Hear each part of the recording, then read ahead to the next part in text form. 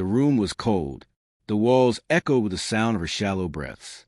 On the floor, Dr. Clara James lay sprawled, her phone still glowing in her hand. Blood pooled slowly beneath her head, seeping into the cracks of her kitchen tiles.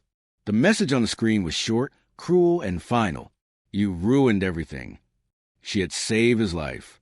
She had spent hours in the operating room, hand steady, mind sharp, fighting to keep his heart beating. And now, the same man she had risked her career to help stood over her, chest heaving, eyes blank as if she were nothing more than a stranger. Outside, in the distance, sirens began to wail. But it was already too late. Clara James never thought of herself as a hero. She was a surgeon, and saving lives was part of her job. It was what she trained for, what she had sacrificed years of her life to perfect. But that night, when he came in, bleeding and barely clinging to life, she had gone far beyond the call of duty. It had been just another late shift in the trauma unit. The halls of St. Andrew's Hospital smelled faintly of antiseptic and stale coffee. The fluorescent lights buzzed overhead, and Clara's eyes were heavy from the double shift she had been covering for a sick colleague. She was about to sit down for her first real meal in 12 hours when the double doors burst open. Gunshot wound. Male, 35, blood pressure dropping. A paramedic shouted as they wheeled the gurney in. Clara tossed her sandwich aside and ran. The man on the table was pale, drenched in sweat. Blood soaked through the makeshift bandage on his side. His eyes fluttered open for a moment, locking on hers. "Please, don't let me die," he rasped. She didn't know his name yet. Didn't know that this man, Nathan Cole, would soon destroy everything she loved. The bullet had torn through muscle and grazed an artery. The damage was bad, but not hopeless. Clara scrubbed in, her mind narrowing to a tunnel of focus. For the next 3 hours, she fought for him. Clamping vessels, repairing tissue, stopping the bleeding. At one point, his heart flatlined. Her hands moved without hesitation, massaging his heart until the beeping returned. When it was over, she stepped out of the operating room, sweat plastering her hair to her forehead. She had saved his life. "Good work, Dr. James," one of the nurses said. Clara smiled faintly, thinking the worst was over. She had no idea that the real danger hadn't even begun. The next time she saw Nathan, it was a week later. He was sitting up in bed, sipping water, a faint smile on his face. "You're the one who saved me," he said. "I'm the surgeon who operated on you, yes," Clara replied, keeping her tone professional. "I owe you my life," he said softly. There was something unsettling about the way he said it, but Clara brushed it off. Many patients became emotional after near-death experiences. He insisted on knowing her name, shaking her hand, and telling her how grateful he was. He even asked for her phone number, saying he wanted to keep her updated on his recovery. Clara politely declined. 2 days later, she found a thank you card in her locker. No one else knew how it got there. Life went back to normal, or so she thought. Clara worked her shifts, attended meetings, and called her mother every Sunday. But Nathan was never far from her mind. Then one evening, as she left the hospital, she found him leaning against her car. "Mr. Cole," she said sharply, "what are you doing here?" "I just wanted to thank you in person," he said, holding out a small gift bag. "I can't accept gifts from patients," she replied. His smile faltered, but he didn't move. "I wouldn't be here without you." Clara felt a prick of unease, but forced a polite nod before getting into her car. She told herself it was nothing, just a man feeling grateful. But the truth was, something about his eyes, too calm, too calculating, made her skin crawl. 3 weeks later, Clara would be lying on her kitchen floor with her phone in her hand, a short text flashing on the screen. But for now, she didn't know she was already being followed. And the first sign of trouble came the next day, when she received the text. "We need to talk. You don't understand what you've started." Her fingers hovered over the keyboard, unsure whether to reply, and then her phone buzzed again. "Don't ignore me, Clara." She froze. Something told her she had just stepped into something far darker than she imagined. Detective Maria Alvarez had seen her share of grim crime scenes in her 15 years on the force, but the one inside Clara James's kitchen stuck with her long after she went home that night. The call had come in just after 9:30 p.m. Possible homicide. Female victim, late 30s. Caller anonymous. When Maria arrived with her partner, Detective Luke Harris, the flashing red and blue lights washed over the quiet suburban street. Neighbors stood outside in pajamas and robes, whispering to one another. Inside, the air was thick with a metallic tang of blood. Clara's body lay on the floor, her head turned slightly toward the refrigerator, eyes open in a frozen look of surprise. Victim's phone is still here, a crime scene tech said, holding it in a gloved hand. Screen locked, but there's a text preview showing. Maria leaned closer. The message was short and chilling. You ruined everything. Luke whistled under his breath. That's not random. That's personal. They began their sweep. The kitchen window was unlocked, but there were no obvious signs of forced entry. On the counter, a half-prepared meal sat untouched. Chopped vegetables, a pot of boiling water gone cold. It looked like she had been in the middle of cooking when someone interrupted her. The phone pinged again. Everyone in the room froze. The text preview read, I told you not to ignore me. Maria felt her stomach tighten. We need that phone unlocked. Now. As the forensic team worked, Maria stepped into the living room. Family photos lined the mantel. A smiling Clara with an older woman who must have been her mother. Another photo of Clara with a group of women in white coats, likely her colleagues. Nothing was out of place. This wasn't a robbery. In the bedroom, Luke found an envelope on the dresser. Inside was a handwritten note. You think you can walk away from this, but you can't. Maria knew immediately this wasn't a stranger attack. Whoever killed Clara knew her and wanted her to feel fear before it happened. They interviewed the neighbors, but no one had seen or heard anything unusual, except for one woman across the street. There was a man parked in a dark sedan out front 2 days ago, she said. He just sat there for hours. I thought he was an Uber driver waiting for someone. Did you get a look at him? Maria asked. The woman hesitated. Tall, dark hair. I think I saw him before, maybe at the hospital when my husband was admitted last year. He seemed intense. Maria exchanged a glance with Luke. Hospital. Yeah, he was in a wheelchair then. Looked like a patient. By midnight, they had Clara's phone unlocked. Her last messages were all from an unsaved number. The earliest one, 3 weeks ago, was friendly. Hey, it's Nathan from the hospital. Just checking in on the best surgeon in the city, smiley face. Maria scrolled down. The tone shifted over time, from friendly to insistent, then to angry. The last 3 were outright threats. The last one, sent only 10 minutes before Clara's death, read, If you won't answer me, I'll make you listen another way. At 2:15 a.m., the medical examiner confirmed, Clara had suffered blunt force trauma to the head. No signs of a break-in, no defensive wounds. She likely knew her killer. Maria stood outside, staring at the flashing lights as rain began to fall. We got our starting point. A man named Nathan, connection to the hospital, and enough threats to fill a court file. Tomorrow, we dig into who he is. Luke nodded, and if he's willing to kill the woman who saved his life. Maria finished a thought for him. He's capable of anything. But what neither of them knew was that Nathan Cole was already gone, and someone inside the hospital might have helped him leave. The next morning, Detective Maria Alvarez was already at her desk before the sun rose. A lukewarm cup of coffee sat untouched beside her as she stared at Clara's case file. Nathan Cole's name glared back at her from the preliminary report.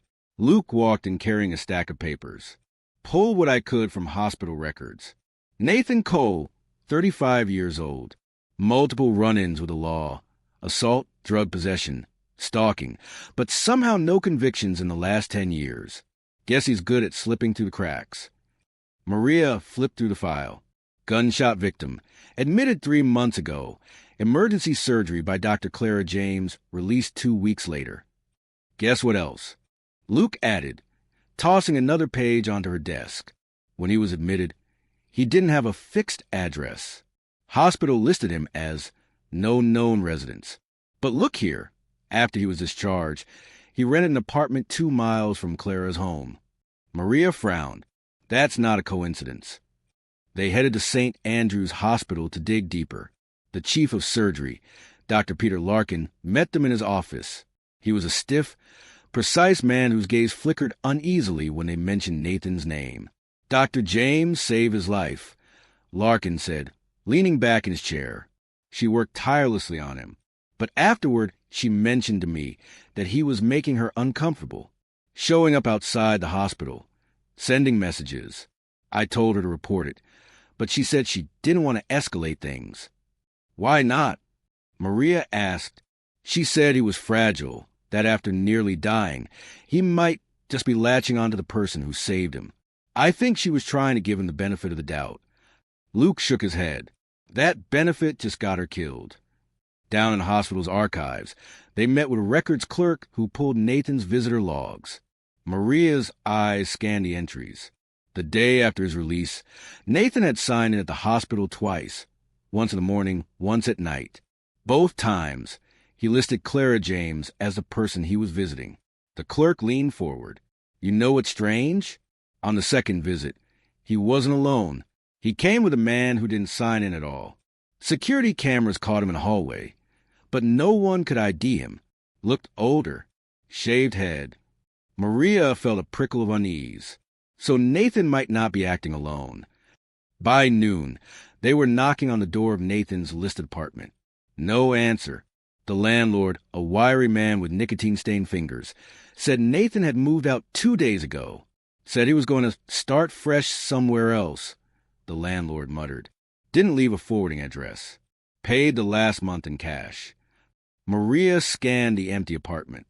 There was almost nothing inside except a mattress on the floor, an ashtray overflowed with cigarette butts, and a single-framed photograph on the windowsill, a candid shot of Clara, clearly taken without her knowledge, as she walked out of the hospital carrying a coffee cup. Back at the precinct, they ran Nathan's phone records. Most calls were prepaid burner phones, but one number repeated more than any other. Luke traced it, registered to a Mark Holloway. Guess what? He's an orderly at St. Andrew's. Maria's pulse quickened. The man with the shaved head? Could be. They pulled Holloway's employee file and saw that he called in sick the last 3 days. Maria leaned back in her chair, feeling the pieces start to click. If Holloway helped Nathan, he could be hiding him right now. Luke nodded grimly. And if Nathan knows we're on him, Clara might not be his only victim. Maria stared at the photo of Clara from the case file. You saved him, and he took your life. She picked up her coat. Let's go find Holloway before we end up with another body. What they didn't know yet, what no one knew, was that Holloway was already watching them from across the street, his phone in his hand and Nathan on the line. Rain slicked the streets as Maria and Luke sat in their unmarked car outside Mark Holloway's last known address, a crumbling apartment block that smelled faintly of mold and fried onions. The building's front door was propped open with a brick, and the dim hallway lights flickered overhead. They knocked on Holloway's door. No answer. Luke tried the handle, locked. Maria turned to the superintendent, who shuffled down the hall in slippers. He hasn't been home, the man said. Not since Sunday night. And that's not unusual. Sometimes he disappears for days. But he hesitated. He's been getting strange visitors lately. One of them, tall guy, dark hair, had a scar on his jaw. Gave me a bad feeling. Maria exchanged a glance with Luke. Nathan. They decided to search the apartment. The inside was sparse.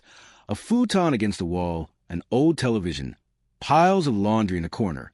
But in the small kitchen, Maria found something that made her blood run cold. A stack of hospital visitor badges, all with different names, all clearly fake. Luke found a second burner phone under the couch cushions. The most recent text message read, He's getting impatient. Says he needs to finish what he started. Maria muttered, Finish what he started, meaning Nathan wants more than Clara's death. At the precinct, they ran Holloway's phone records. They pinged towers in multiple parts of the city over the last few days, making it impossible to track a pattern. Then a call came in from a patrol officer. Holloway's car had been spotted in a grocery store parking lot 20 miles away. Maria and Luke raced there, only to find the car empty. In the trunk, they discovered rope, duct tape, and a hospital ID badge with Clara's name on it. Her real badge, Not a copy. Luke swore under his breath. He took this from her house after the murder. Souvenir. Maria stared at the badge. Or a trophy. And trophies mean the killer isn't done. They shifted focus, checking nearby businesses for security footage. A hardware store camera caught Holloway buying rope and gloves the day before Clara's murder. He wasn't alone. Nathan was right there beside him, wearing a baseball cap low over his face. That's enough to get warrants, Luke said. But just when they thought they were closing in, a tip came in that threw everything sideways. A woman claimed she'd seen Nathan boarding a long-distance bus heading north. Maria and Luke followed the lead, only to spend the next 48 hours chasing a phantom. The man the witness saw was a drifter with no connection to the case. By the time they got back, they learned Holloway's phone had pinged only 3 blocks from the hospital the day before. Maria slammed her hand on the desk. We were chasing the wrong lead while he was right here. That night, Maria couldn't shake the feeling they were being watched as she walked her car. She glanced around the dim parking garage. Nothing but shadows and a faint hum of fluorescent lights. But across the street, inside a black sedan, Nathan sat in the driver's seat, smiling faintly as he watched her. His phone buzzed with a message from Holloway. She's starting to figure it out. We may need to move sooner. Nathan typed back. Then we'll make her next. By the 5th week of the investigation, the case file on Clara James had grown into a thick binder. Every page screamed frustration. Leads that fizzled out, sightings that turned out to be false, interviews that led nowhere. But then, early one Thursday morning, Maria's phone rang. This is Detective Alvarez. The voice on the other end was nervous, shaky. My name's Leanne Turner. I used to work at St. Andrew's Hospital. I think I know something about Nathan Cole. Maria sat up straighter. Go on. I'm not sure if it matters, but Nathan, he wasn't just some random patient. He was in the hospital before, years ago. Back then, he was a patient in the psych ward after an assault charge. Clara wasn't involved then, but Leanne hesitated. When he came in for the gunshot wound, I heard him tell Holloway she owed him for before. Owed him? Maria pressed. I think he believed she'd wronged him somehow. I don't know the details, but it was like he had a story in his head about her that no one else knew. That single statement cracked something open. Maria had the hospital's legal department pull Nathan's archived psych records. Buried in the notes from a decade ago was something chilling. Nathan had been admitted after attacking a woman he claimed was trying to ruin him. The name of that woman? Dr. Amelia James, Clara's older sister. Luke leaned over the file. So Nathan attacked her sister years ago, got committed. Then years later ends up in Clara's operating room? That's not fate, that's an obsession. Maria's mind raced. If he hated her sister, maybe he saw saving his life as giving her power over him. And that text, "You ruined everything," could mean he thinks she betrayed him somehow. The breakthrough led them to re-examine every scrap of evidence. That's when a crime scene tech noticed something odd about the handwriting on the threatening note left at Clara's home. It didn't match Nathan's. It's Holloway's, Maria realized. He wasn't just helping Nathan. He was actively participating. They pulled Holloway's bank statements. A week before Clara's murder, a large deposit, $15,000, had been made into his account from an untraceable source. Then came the moment that lit the fuse. A security camera from a pawn shop 3 blocks from Holloway's apartment showed him selling a gold bracelet. Clara's mother later confirmed it belonged to Clara. But the most important part of the footage wasn't the bracelet. It was a reflection in the shop's glass door, Nathan, standing outside, watching the transaction. Maria leaned forward, heart pounding. We've got them both on camera, in the same place after murder. That night, Maria was heading out of the precinct when Luke caught up to her. One more thing. Holloway just bought a prepaid phone. Guess who the first call was to? Nathan, Maria said flatly. Luke nodded. And the cell tower puts him less than 2 miles from here. Maria felt her chest tighten. They're circling us. Across town, Nathan sat at a small table in a dim motel room, staring at an old photograph of Dr. Amelia James, Clara's sister. torn down the middle. Holloway paced behind him. You sure about this next move? Nathan's voice was calm, almost cold. Clara was the start. Now we finished the family. The rain hadn't stopped for 2 days. It pattered against the precinct windows as Maria flipped through the newest surveillance photos. Each one showed Nathan and Holloway moving between seedy motels and back alleys, always a day ahead of the police. Luke dropped into the chair beside her. We've got them boxing. The last phone ping puts them near the industrial park on the south side. If we move fast. Maria shook her head. It's too clean. They want us to find them there. Luke frowned. Why would they? A desk officer rushed over, holding a printed transcript. This just came in. Dispatch received a 911 call. Female voice, muffled, said, "They have me." Then the line went dead. The call originated 2 blocks from your apartment, detective. Maria's stomach dropped. When she got to her place, the door was ajar. Inside, her belongings had been rifled through. On her kitchen table, next to an empty glass of water, lay a single hospital ID badge. Her name, her photo, but the badge was smeared with what looked like blood. Luke's voice came from behind her. They were here, Maria. On the back of the badge, in block letters, someone had scratched. Next. The team scrambled to lock down the area, but Nathan and Holloway were ghosts. The only clue was a small scrap of paper left on Maria's windowsill, the torn half of the Amelia James photograph. It was bait, and Maria knew it. Still, she couldn't ignore the implication. They weren't just hunting her. They were bringing her into Nathan's twisted obsession with the James family. That night, unable to sleep, Maria dug deeper into Amelia James's old assault case. She found an overlooked witness statement from a neighbor, a teenage girl at the time, who claimed Nathan had screamed, "If I can't have you, I'll have your sister instead," during the altercation. Maria sat back, chills running down her spine. Clara had saved the life of the man who once swore to destroy her sister. And when Clara wouldn't give him the attention he wanted, his obsession snapped. The next morning, a new lead came in. An abandoned warehouse near the industrial park had been flagged for suspicious activity. Lights on at odd hours, movement inside. Maria and Luke moved in with a small team. The air inside smelled of dust and oil. In the center of the floor was a folding chair with rope tied to its legs. Still warm. On the ground nearby, a burner phone buzzed. Maria picked it up, pressed answer. Nathan's voice came through, low and steady. "Detective, you're getting close. But the closer you get, the more dangerous it gets for the people you care about." Maria's voice was ice. "You're running out of places to hide." He chuckled. "I'm not hiding. I'm watching." The line went dead.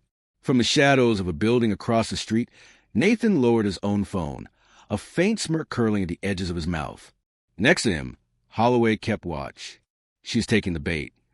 Nathan's eyes were fixed on the warehouse door. Good, because the end game starts now. Maria sat at her desk long after the precinct had gone quiet. The hum of the vending machine in the corner was the only sound. Case files were scattered across the table. Pages overlapping, hospital records, surveillance stills, transcripts of threatening texts. She rubbed her eyes, her mind replaying Nathan's voice from the phone call. "I'm not hiding. I'm watching." Luke stepped in, carrying 2 coffees. "You've barely eaten. We've been running in circles for weeks, and he's loving it. Maybe we need to think differently." Maria shook her head. "We've been reacting to him. That ends now." She started by laying out every place Nathan had been sighted since Clara's murder. When the pins went into the map, a pattern began to form, not random movement, but a slow spiral toward the north end of the city. Luke leaned over. That's old industrial territory. Nobody goes there unless they've got something to hide.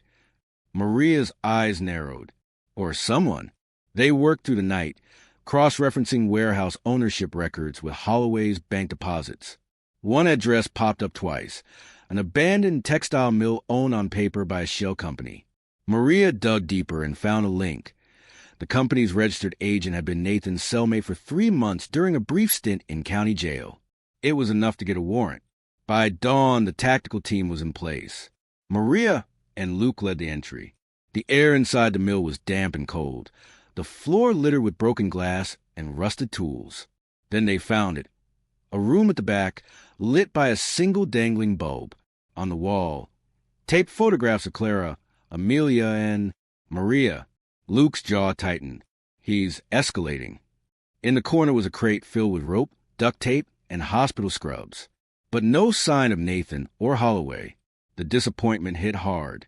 Outside, Maria stood in the drizzle, staring at the empty doorway. We're too late again.